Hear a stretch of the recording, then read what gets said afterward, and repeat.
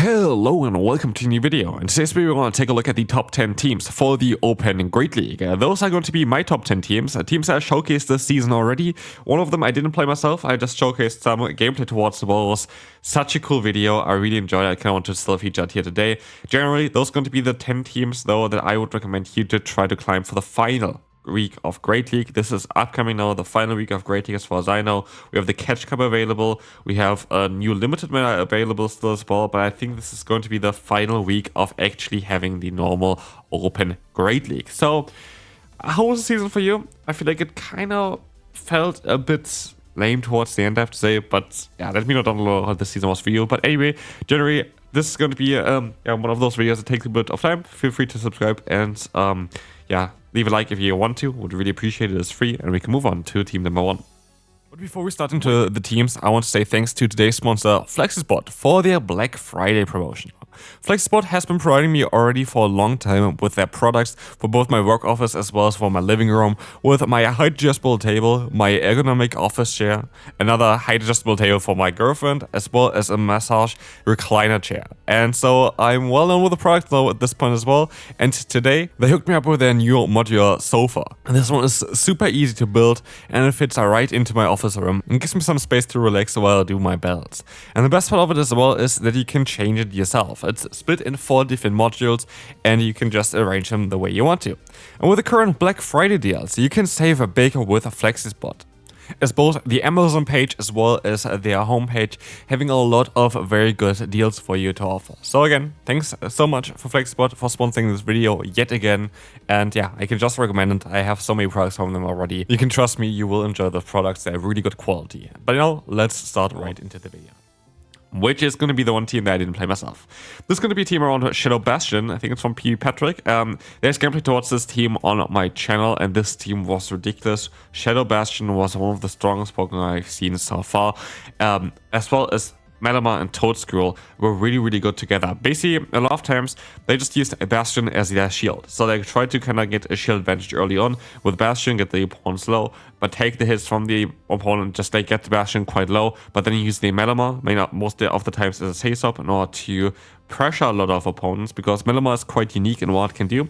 Malamar is a Psychic and Dark type Pokemon, but in order for this type to work, you need to have Fighting type coverage, which Malamar luckily has in Superpower. Why is this the case? Because of course both Psychic as well as the Dark typing are going to be weak against other Dark type Pokemon that you have to hit, but also with Psychic as the main fast move there, you're going to be weak against Steel type Pokemon, and all of those you're not going to be weak to if you have Superpower, and that's why Malamar is so strong. And in the back, Toadscroll was a fantastic Pokemon for that meta as well, being able to beat most of those other ground-type Pokemon that you don't want to face with a Bastion, as well as you're going to be able to beat also those water-type Pokemon that are going to be tough for the Bastion. And so, this team was amazing. This team was so much fun to showcase as well. Again, for every of the teams here, there is going to be a video on my channel already, so definitely check them out, and let's move on to the next one, where we are going to have team number 2. Team number 2 is going to be here the Primeape, the Corviknight, as well as the Stunfist. Those are a very cool core. This is the number 1 team on PA Poke, and honestly was the funnest team that I played. Like, this honestly was the team that I played the most and I had a lot of fun with. I coached this team. If you want to coach me as well, link down below. This team was fantastic. Like, this team was absolutely fantastic. But yeah, this team was absolutely fantastic. This team was amazing to play. There was not really any real weakness. The main idea behind this team, by the way, is that with Primeape, you're going to be able to get a shield advantage early on. You can get energy advantage otherwise, and then you try to catch whatever move on the Corviknight. So like, if you, for example, have Gastron in the lead, you can go for 7 fast moves, go for a close combat. If they shield, great. If they stay in and don't shield, you're going to be able to win that matchup. But if they shield, you can just swap out, catch the move onto your Corviknight, and then still have Primeape there, and then Corviknight with a shield advantage, basically. And so, this team itself really was around the Primeape Corviknight core, and Stunfisk in the back is just there to cover up other weaknesses like Dedenne, which is a weakness generally for this team otherwise as well as yeah, those other Pokemon like flying type Pokemon that you kind of want to counter as well, for example. Team number 3 is going to be around Stunfisk again as well. I think this team was actually from Inadequate, which I copied early on in the season. I think that was a great team to run.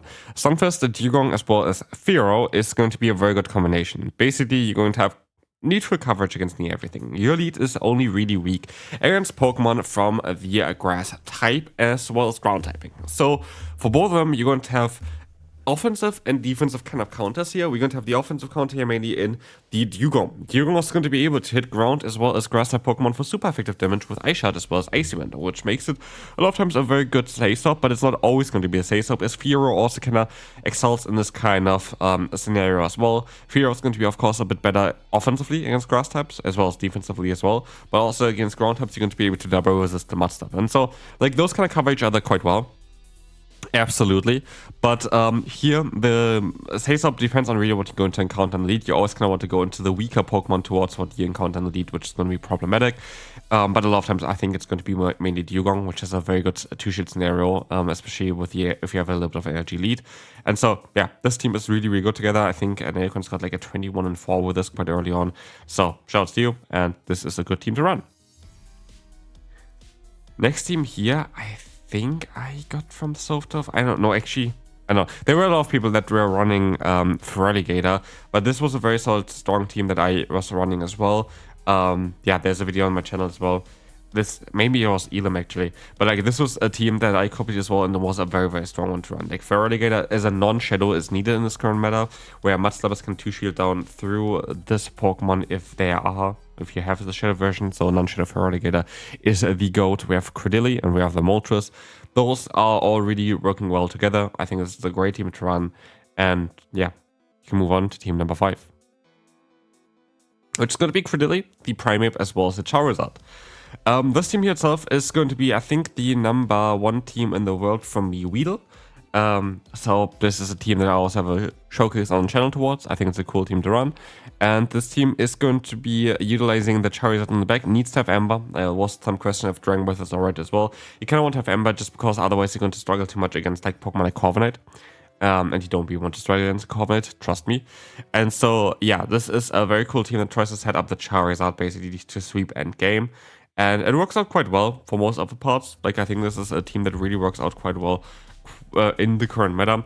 Justin is a bit of an issue, I guess. Clodsire can be a bit of an issue because if you have energy on Charizard, you can find. But your lead is going to do resisted damage with Acid as well as Rock Tomb, so it has to go for Grass and then cannot debuff, which is the main reason why Credilli is even strong as a debuffing move. And then we have here Primeape as a Say-Stop, which doesn't really have anything to do against the Clodsire either, so yeah, it is a bit awkward there. I'm not too sure if Primeape wants to run Ice Punch though. I was running Close Combat, I think, because I didn't want to go and use a TM on something where I don't know what they're running. Ice Punch could make sense, is a bit better against ground type Pokemon, just have like neutral coverage that doesn't debuff you, but I was running Close Combat in order to just one-shot opponents.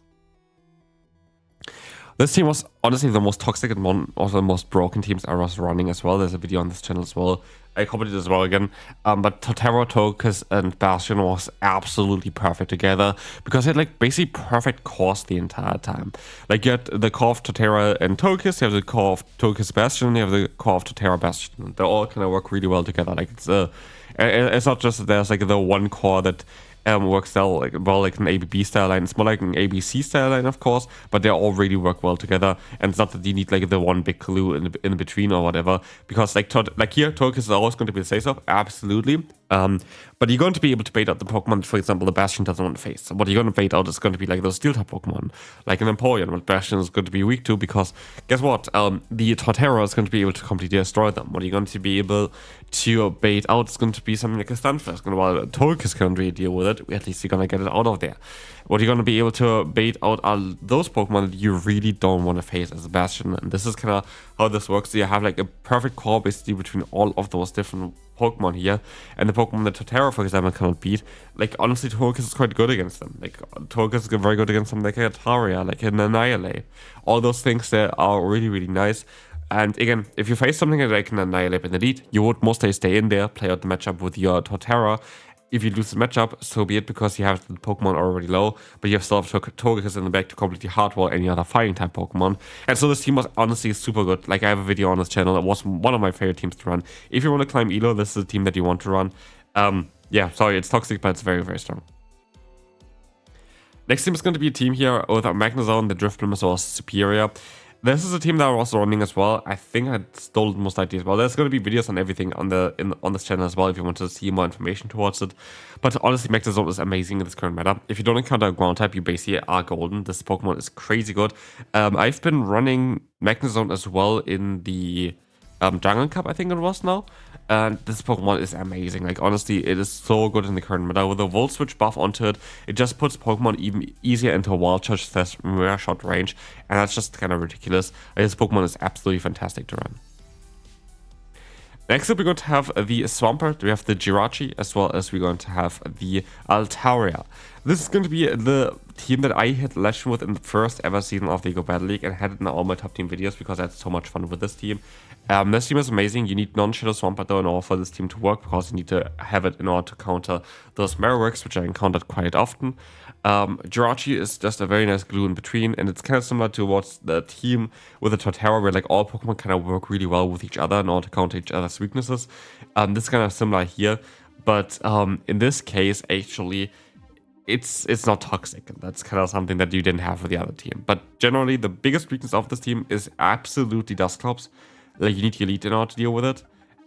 Or also Moltres can be a bit tricky because, yeah, you need kind of Altaria in order to deal with it, or you need energy on the Swampert. I feel like all of them are still manageable because Swampert is still kind of neutral, so they're never going to be really locked into those all often there, I think. Like, both of them, like Swampert, you can just play it out with. So I think it's still going to be alright. I played it, I had a lot of success with this team as well, and we can move on now to Team number 9. Where we were going to have here the Everluck, the Corsola, and the Gaston. It's one of the first rank 1 teams of the season, and this team honestly was taking over the entire meta for a while. It was Blissfully, I think, who popularized this team and made this team here. And they were running a normal Everluck. Actually, I have the wrong moveset on Everluck again. They were running Icy Wind. In my video where I played myself, I was running Avalanche though. Icy Wind is going to give you more utility. Avalanche is going to give you more immediate damage. Both of them are fine. There's no right or wrong move there, in my opinion. But the number 1 team was running Ice Wind. I just kind of need to say that there. I don't think there's really a weakness for this team. Like, all of the Pokemon you can kind of deal with. And that was one of the reasons why this team was so good. And I nearly missed actually putting this one on this list, but this is my Legend team, and this was the most broken team I've used so far. The combination of the Dene Ferret and then a Grass type in the back is ridiculous in the current meta. This is just ridiculous. It utilizes the best kind of lead that can win, I think, 29 scenarios out of 40, I think, in the current Great League meta, of like the top meta there. It wins 29 in the 2-shit scenarios, so like you win 3/4 of the leads basically. And then with First and Laurentis is what I played, but I was actually coaching someone with Torterra on the back, which also worked out really well. Or also with, I actually was teaching one time with Torterra and one time with the Toad's Gruel in the back.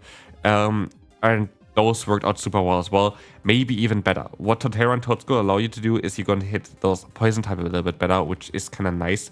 If you have to stay in the lead, for example, you're going to be able to hit the what's called the Clodsire a little bit better, which is going to be quite nice and quite needed. So I actually would say that Torterra might be even the better Pokemon. I used Laurentis because it's going to allow me to farm down the Gastron, which I cannot do with the other ones as easily because they have double super effective leafage here. But no matter what, this is my best team. This is the best team that I've played. This hit Legend for me. I've been coaching with this team for quite a while now. Everyone climbed with this team. Everyone climbed with this team. And it's the best team, honestly. And this is what I can say.